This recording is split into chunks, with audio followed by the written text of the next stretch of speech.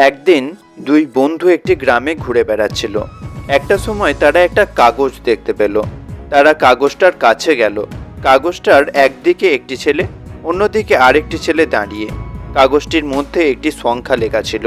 একটি ছেলে সেই সংখ্যাটিকে 9 বলে দাবি করলো, অন্য ছেলেটি সেই সংখ্যাটিকে 6 বলে দাবি করলো। এখন প্রশ্ন হলো, কে ঠিক কথা বলছে? পাশ থেকে এক জ্ঞানী লোক বলল, আসলে তোমরা দুজনেই দুজনার দিক থেকে ঠিক।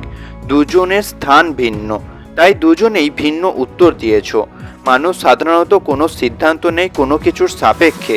এখানে স্থান বা জায়গার সাপেক্ষে দুজনায় দুটি ভিন্ন সিদ্ধান্ত নিয়েছ।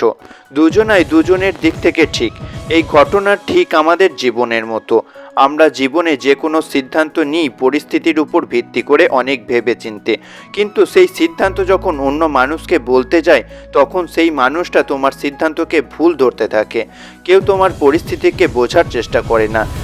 সে ভাবে সে যে পরিস্থিতিতে দাঁড়িয়ে আছে সবাই সেই একই পরিস্থিতিতে দাঁড়িয়ে আছে, কিন্তু মানুষ বুঝতেই চায় না সব মানুষ ভিন্ন, সব মানুষের পরিস্থিতি ভিন্ন, সবার সমস্যা ভিন্ন। মানুষ মানুষের পরিস্থিতি বুঝতে চায় না বলেই মানুষ অন্য মানুষের সিদ্ধান্তে অতিরিক্ত ভুল ধরে।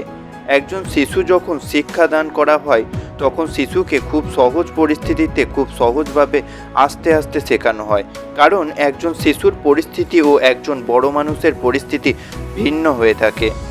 কাউকে পরামর্শ দিতে গেলে তার পরিস্থিতি বোঝার প্রয়োজন পড়ে। আমরা কোনো সিদ্ধান্ত নিতে গেলে আমাদের পরিস্থিতি বোঝার প্রয়োজন হয়ে পড়ে।